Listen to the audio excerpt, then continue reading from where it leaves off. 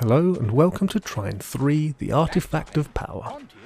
Trine 3 is a role-playing puzzle platform game by developer Frozenbyte. It was released on August the 20th, 2015, and it's the first game in the series to expand on the original 2.5D gameplay of the first two games and actually feature fully 3D levels. It's a nice addition to the series, but can also be a massive hindrance, which I'll touch on a little later.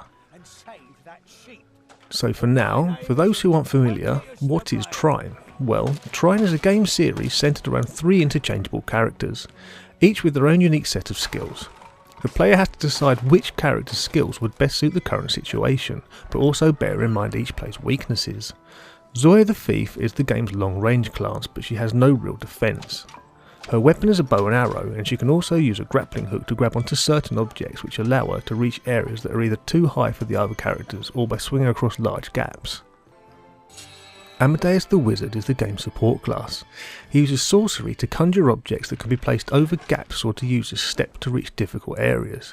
He can also manipulate objects throughout the game world to open up paths and hidden areas. He has no physical attacks as such, but can use objects to drop onto enemies to kill them or create barriers for protection. And lastly, Pontius the Night. He is the game's melee class, and his weapons are his sword and shield. He can use these to defeat large numbers of enemies, block incoming projectiles and charge into objects to break walls and destroy barricades.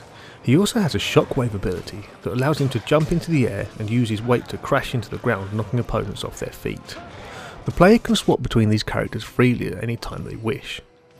As you play through the game, you'll come across various traps and puzzles. The player then has to decide which character will be best suited for the task at hand. Can also use a combination of the character's skills to complete said puzzle. For example, using Amadeus to conjure a block and then using Zoya's grappling hook to pull that block and fix it to an anchor. Each puzzle usually has multiple ways of completion, and the game leaves up to the player to decide how they would like to go about it. This can give an added sense of achievement to the player for completing puzzles in their own way. Trine has always been an absolutely gorgeous game series, and Trine 3 is no exception. With amazing graphics and beautiful scenery, a stellar cast of voice actors, and Ori Pulkkinen returning to score the game, it's pretty damn near perfect if you want a game to wow your senses.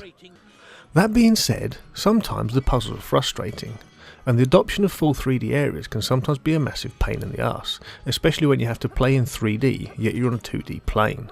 Again, this can cause issues when at some points you can disappear completely off screen and not know how to get back to where you were without having to kill yourself. Luckily, your characters can't actually die while at least one other character still has health, and you can subsequently revive them by standing in a small circle of life force to regenerate them. Another problem I had was with the controls. Playing on PC using a mouse and keyboard was just a little bit awkward, but after I switched to a gamepad, all of these problems pretty much disappeared. The world map is an easy way to navigate between areas, letting you go back and do any level you've already completed if you wish to gain more shiny fragments, which are needed to unlock levels and progress in the future. There is also a few different challenge levels catered to each character. These are great if you want a short break from the game's story and just want to mess around a little bit. In these areas you cannot switch between characters and have to complete each area for a few extra fragments.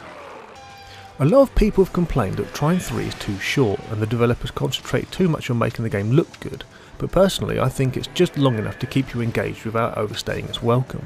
This being said, if it is too short for you, then you can play the 3-player co-op with friends. This allows you to experience the game in a totally different way, as you can all interact with each other as you progress instead of having to switch between characters. The game even comes with a level editor, which is a nice addition, although something I probably won't ever use. Trine 3 is a great game, especially if you're a fan of the series. Yeah, it has its share of problems, but if you can get past the clunky controls and the slightly annoying way the 3D can screw you over, then you should probably give it a try. You might be disappointed, you might not, but personally I found it to be a damn fun game, and after all, isn't that what games are supposed to be about?